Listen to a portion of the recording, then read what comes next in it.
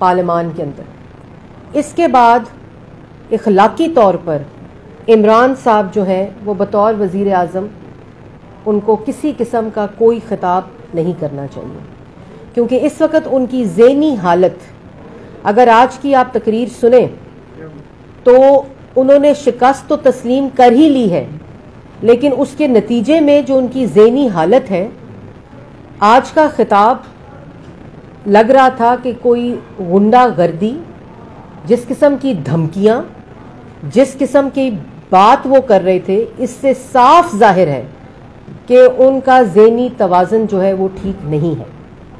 उन्होंने जिस किस्म की आज गुफ्तगू की, उससे एक तो अदम एतमाद की कामयाबी की खुशखबरी पाकिस्तान की आवाम को मिल गई होगी। इमरान खान की शिकस्त उनके चेहरे, उनकी बॉडी लैंग्वेज और उनकी जो बयान और तकरीर थी उससे जाहिर हो चुका है। पाकिस्तान की आवाम को ये खुशखबरी मिल गई है कि जल्द से जल्द जो नालायक, चोर, करप्ट टोला इमरान साहब की शक्ल में मुल्क पे 3.5 साल पहले मुसल्लत किया गया था, वो जा चुका है। वो दूसरों की सियासी मौत की बात कर रहे थे और आज के बयान से और आज के खिताब से जाहिर है कि उनकी सियासी मौत हो चुकी है। जिस किस्म की धमकियां दी गई, इससे पहले जिस तरह सियासी इज्तिमा में दूसरे ममालिक को, यूरोपियन यूनियन को कॉल आउट किया गया, धमकियां दी गई, एम्बेसडर्स को धमकियां दी गई, वो तो अभी अदम एतमाद की तहरीक लाने की खबर पे खिताब था। आज का खिताब क्योंकि अदम एतमाद की तहरीक जमा हो जाने के बाद था, तो उससे और भी ज़्यादा ज़हनी हालत में जो तवाज़ुन बरकरार ना रहना है, उसकी क्लैरिटी भी पाकिस्तान की आवाम को मिल चुकी है। पहली बात, आज अपना पहला टारगेट, दूसरा टारगेट और तीसरा टारगेट बताते रहे। जब पहली दफ़ा उन्होंने टारगेट की बात की तो मैं वाकई ये समझी थी कि पहला टारगेट शायद आटा कम करना, उस आटे की कीमत की कम करने की अनाउंसमेंट होगी। दूसरा टारगेट चीनी को कम करने की अनाउंसमेंट होगी, 50 लाख घरों की अनाउंसमेंट होगी, 1 करोड़ नौकरी के बारे में मौसूफ कुछ बताएंगे और ऐलान करेंगे। तो टारगेट पर आज भी वही झूठे इल्ज़ामात, सियासी हरीफों के ऊपर इल्ज़ामात, गंदी जबान, गाली, ना गाली देने से वोट ऑफ कॉन्फिडेंस जो है, नो कॉन्फिडेंस जो है, वो उसकी कामयाबी पर कोई असर पड़ेगा, ना आपकी धमकियां देने से वोट ऑफ नो कॉन्फिडेंस की कामयाबी पर कोई असर पड़ेगा, ना आपके इस तरह की जबान इस्तेमाल करने से, आपकी गुंडागर्दी से ये 3.5 साल हम लोगों ने सहा है। आपने कहा मैं जेल में डालूंगा, तो आपने 3.5 साल क्या किया है? 3.5 साल भी तो आपने अपनी सियासी जो हरीफ है उनको जेलों में डाला है। आपने तो उनकी बेटियों को हथकड़ियां लगाई उनके सामने, उनकी बहनों को हथकड़ियां लगाकर जेलों में डाला है। तो जेल की धमकी किसको दे रहे हैं? जेल की धमकी उसको दें जिसने आवाम का आटा, चीनी, बिजली, गैस, दवाई चोरी की है। अब जेल में जाने का वक्त उसका है। और आज का जो बयान था उसमें भी जिक्र किया गया, और आपने देखा होगा कि कुछ अरसे से जिक्र जारी है कि बैरूने मुल्क साजिश हो रही है। बैरूनी कुव्वतें हैं जो इमरान खान साहब के खिलाफ साजिशें करके उनको हटाने की कोशिश कर रही हैं। और उसके ऊपर मैं ये कहना चाहती हूँ कि इमरान खान साहब, बैरूने मुल्क साजिश होकर आपको क्यों हटाने जाने की कोशिश की जाएगी? आपने तो सीपैक बंद कर दिया, आपने कश्मीर का सौदा हो गया आवाज़ बुलंद नहीं की, आप तो IMF की तरले मिन्नते करके माशी सलामती और पाकिस्तान की जो खुद मुख्तारी थी वो आपने IMF के हवाले कर दी। फैटफ के अंदर आपने मिन्नतें की, आपने कोई ऐसा इंटरनेशनल फोरम नहीं छोड़ा जहां भीख ना मांगा हो। मुल्क को कमज़ोर किया, मुल्क की मईशत को कमज़ोर किया कि जो दूसरे ममालिक हैं, और जो शख्स जर्मनी और जापान के बॉर्डर को मिला देता हो बैरूने ममालिक को, उससे क्या खतरा होगा? जो ये कहता हो कि मैं किसी भी मगरबी मुल्क से ज्यादा उस मगरबी मुल्क में रहने वाले शहरियों से ज्यादा उसको जानता हूं, तो उससे बैरूने मुल्क लोगों को क्या खतरा होगा? ये बैरून मुल्क साजिश की जो एक रट लगी हुई है किराए के तर्जुमान, और रोज सुबह दोपहर शाम इमरान खान साहब जो ये गर्दान करते हैं, मुझे ये बताएं कि मुल्क के अंदर आटा जो है वो 35 रुपए से 85 रुपए हो जाए, ये बैरून मुल्क साजिश है। कि मुल्क के अंदर चीनी जो है वो 52 रुपए से 130 रुपए किलो हो जाए, ये बैरून मुल्क साजिश है। कि मुल्क के अंदर किल्लत पैदा करो, उस किल्लत के दौरान आप मुल्क की चीनी को एक्सपोर्ट करो, फिर उसको इंपोर्ट करो दुगनी कीमत के ऊपर, ये बैरून मुल्क साजिश है। उसके बाद घी की कीमत 150 रुपए से 450 रुपए किलो हो जाए, ये बैरून मुल्क साजिश है। पेट्रोल जो है वो 88 रुपीज से 160 रुपए चला जाए, जितना पाकिस्तान मुस्लिम लीग नून के दौर में जो कीमत थी उससे डबल उसमें इजाफा हो जाए, ये बैरून मुल्क साजिश है।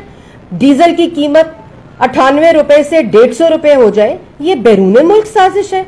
कर्जे जो है वो आपने 52,000 अरब के ऊपर पहुंचा दिए, जिसमें 22,000 अरब इजाफा आपने सिर्फ 3.5 साल में किया, ये बैरून मुल्क साजिश है। बैरून मुल्क साजिश नहीं, ये पाकिस्तान की अवाम का अदम एतमाद है। जो आज बिजली जो है वो 11 रुपए से बढ़कर 25 रुपए यूनिट हो जाए, ये बैरून मुल्क साजिश है। गैस जो है वो 600 रुपए से 1400 रुपए हो जाए, ये बैरून मुल्क साजिश है। पाकिस्तान की आवाम आज आटा, बिजली, गैस, दवाई, चीनी नहीं खरीद सकती, मरीज को अस्पताल नहीं ले जा सकती, बच्चों की फीस नहीं दे सकती, घर का किराया नहीं दे सकती, नौकरियां नहीं बची उनके पास, रोजगार नहीं बचा उनके पास, उनकी मईशत तबाह हो गई। मुल्क की मईशत का दिवालिया निकाल दिया आपने। अपनी गलती आप बैरून मुल्क साजिश पर डालें। आप वो शख्स हैं जिसने कभी अपनी गलती नहीं मानी। आज आपके इत्तेहादी, आज आपके अपने मेंबरान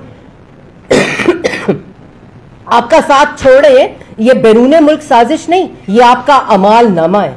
ये आपने 3.5 साल जो पाकिस्तान की आवाम को जिस महंगाई की क्यामत में और चक्की में पीस रहे हैं, ये उनका अदम एतमाद है आपके ऊपर। ये कोई बैरून मुल्क साजिश नहीं है। बैरून मुल्क साजिश हुई थी, बिल्कुल हुई थी, 2008 से लेकर 2013 तक हुई थी, जिसमें मुल्क के अंदर आपने 26 फॉरेन फंडिंग के खुफिया अकाउंट्स के जरिए बैरून मुल्क पैसे मंगाकर मनी लॉन्डर कर कर अपने दफ्तर के मुलाजमीन के नाम के ऊपर आपने जो पैसे मंगाए फॉरेन फंडिंग के जरिए, वो बैरून मुल्क साजिश इस मुल्क के खिलाफ हुई थी जब आपको मुल्क के ऊपर मुसल्लत किया गया था। आज बैरून मुल्क साजिश नहीं हो रही, आज पाकिस्तान की अवाम आप पर अदम एतमाद कर रही है। मैंने जैसे पहले कहा कि बैरून मुल्क मुमालिक को ऐसे शख्स से खतरा नहीं होता जो जर्मनी और जापान का बॉर्डर मिला देता है आपस में, उनसे कोई खतरा नहीं होता ऐसी ज़हनी हालत के शख्स को। और जो कहे कि मैं जितना मगरिब को जानता हूं उतना मगरिब वाले मगरिब को नहीं जानते, ऐसे शख्स के से बैरून मुल्क कोई मुल्क इंटरेस्टेड नहीं होता ऐसे शख्स को हटाने में। और वहां जंग छिड़ी हुई है यूक्रेन और अमेरिका के दरमियान इंटरनेशनली। आपका मतलब है कि अमेरिका का सदर जो है वो इस वक्त तमाम काम छोड़कर कह रहा है कि बुज़दार और इमरान खान को कैसे हटाना है। मतलब ऐसी ज़हनी हालत के ऊपर इंसान तरसी खा सकता है और इसके अलावा और कुछ नहीं कर सकता। दूसरी बात कि फॉरेन फंडिंग बैरून मुल्क साजिश की मैंने जिक्र किया। बैरून मुल्क साजिश जो होती है ना, वो ऐसे होती है कि एक शख्स मुल्क के अंदर अपनी जमात के नाम पर खुफिया अकाउंट्स के जरिए मनी लॉन्ड्रिंग करे, 7 साल इलेक्शन कमीशन को जवाब ना दे। आज तक कोई दस्तावेज इलेक्शन कमीशन को इमरान खान साहब ने मना किया हुआ है कि जमा नहीं कराना। ये फॉरेन फंडिंग जो खुफिया अकाउंट्स के जरिए फॉरेन फंडिंग हुई है, ये स्टेट बैंक ने भांडा फोड़ा है। ये स्टेट बैंक की रिपोर्ट और स्टेट बैंक के दस्तावेज और स्टेट बैंक के रिकॉर्ड के मुताबिक इमरान खान साहब की जमात पीटीआई ने फॉल्स और फेक सर्टिफिकेट्स डिक्लेयर किए हैं। अपने जमात के अकाउंट्स जो डिक्लेयर किए हैं और जो खुफिया रखे हैं, इमरान खान के दस्तखत के जरिए ये एफिडेविट्स और सर्टिफिकेट्स, जाली सर्टिफिकेट्स जमा कराए हैं। उसके बाद बिलियंस ऑफ रुपीस और मिलियंस ऑफ डॉलर्स इन खुफिया अकाउंट्स के जरिए पाकिस्तान में आए। 7 साल जवाब नहीं दिया और आज तक जवाब नहीं दिया। उसके बाद स्टेट बैंक ऑफ पाकिस्तान का अपना रिकॉर्ड ने कहा कि प्रोहिबिटेड फंडिंग जो पार्टीज का कानून, जो इलेक्शन कमीशन का कानून कहता है वह जहां प्रोहिबिटेड फंडिंग होती है उसके बावजूद डॉलर्स, मिलियंस ऑफ डॉलर्स और बिलियंस ऑफ रुपीस, जिसके अंदर 349 कंपनीज और 88 इंडिविजुअल्स, जिसकी सारी फहरिस्त जो है वो इलेक्शन कमीशन के अंदर स्टेट बैंक ऑफ पाकिस्तान ने जमा कराई है, और एक ऑफशोर कंपनी जिसके जरिए और उसके अलावा 349 फॉरेन कंपनीज और 88 इंडिविजुअल्स जो इनको फॉरेन फंडिंग आती रही, इन्होंने डिक्लेयर नहीं किए। 2008 में 2 अकाउंट्स डिक्लेयर किए, 2 अकाउंट्स दिखाए और 5 छुपाए। 2009 और 2010 में 2 दिखाए और 7 छुपाए। 2010 में और 11 में 2 दिखाए और 13 छुपाए। 2011 और 12 में 2 दिखाए और 14 छुपाए। 2012 और 13 में 4 दिखाए और 14 छुपाए। ये दूसरों पर इल्जाम लगाते हैं, ये दूसरों पर चोरी का इल्जाम लगाते हैं। ये इंटरनेशनल डकैत, ये इंटरनेशनल मनी लॉन्ड्रर, जिसने अपनी जमात के जरिए पाकिस्तान में खुफिया अकाउंट्स के जरिए मनी लॉन्ड्रिंग की, वो दूसरों पे खड़े होकर सियासी इज्तिमा में कंटेनर की गुफ्तगू कर कर जो इल्जामात लगाता है, गाली देता है, धमकी देता है, वो दूसरों पर ये बात करता है जिसके अपने सबूतों के संदूक और ट्रक अदालतों में नहीं पहुंचते। जो टाउट्स और फ्रंट मैन होते हैं, जो 3.5 साल दूसरों की पगड़ियां उछालते रहे, वो आज गुमनामी की जिंदगी गुजार रहे हैं। इंशाल्लाह पाकिस्तान की आवाम के सामने आएंगे। उसके बाद जो सबसे इंपॉर्टेंट, कहते थे शहबाज शरीफ ने जो अर्थक्वेक है, जिस वक्त वो वजीर आला ही नहीं था, उस वक्त पैसे खाए, डेली मेल के जर्नलिस्ट को डेविड रोज को यहां बुलाकर स्टोरी प्लांट कराई, और केएसबी बैंक का अपना रिकॉर्ड कहता है, जो स्टेट बैंक के दस्तावेज है, उसके जरिए डिजास्टर फंड और पार्टी फंड को डिक्लेयर ही नहीं किया। खा गए सारे का सारा। जो लोगों ने दिए इनको पैसे डिजास्टर फंड और पार्टी फंड में, उसमें 4 पीटीआई अकाउंट्स को डिक्लेयर ही नहीं किया गया जिसमें ये पैसा लोगों ने दिया। जितनी रेमिटेंसेज आई पाकिस्तान से बाहर से, उनको कंसील करके उनको डिक्लेयर ही पाकिस्तान जो इलेक्शन कमीशन है वो उनको डिक्लेयर नहीं किया गया। Denmark, Germany, UAE, Switzerland, Sweden, Singapore, New Zealand, Hong Kong, Finland, Austria, Saudi Arabia, Norway, Australia और न्यूजीलैंड से पैसे आए। ये थी बैरूने मुल्क साजिश पाकिस्तान के खिलाफ जो आपने की खुफिया फंड्स के जरिए। उसके बाद पीटीआई के दूसरों पे बातें करते हैं, ये दूसरों पर उंगली उठाता है। इनको ये नहीं पता कि जब एक उंगली तुम दूसरे की तरफ उठाते हो तो 3 तुम्हारी तरफ उठा। इमरान खान साहब, अगली जलसे की तकरीर जब दूसरों को गाली दे रहे होंगे, जब दूसरों को धमकी कर रहे होंगे, जब गुंडागर्दी कर रहे होंगे, जब बाजारी जबान इस्तेमाल कर रहे होंगे, तो जरा ये बताएं कि ताहिर इकबाल कौन है, जरा ये बताएं मोहम्मद नुमान अफजल कौन है, जरा ये बताएं मोहम्मद अरशद कौन है, जरा ये बताएं कि मोहम्मद रफीक साहब कौन है, जो 1 जुलाई को इमरान खान साहब ने दस्तखत किए और इजाजत दी अपने सेंट्रल ऑफिस के मुलाजमीन के जरिए उनके जाती अकाउंट्स के ऊपर पार्टी फंडिंग बैरूने मुल्क मंगाने के लिए इन 4 लोगों के नाम पर फंडिंग आती रही, इनके जाती अकाउंट्स पर फंडिंग आती रही, जो इलेक्शन कमीशन में डिक्लेयर नहीं किया गया और इजाजत इमरान खान साहब ने दी थी।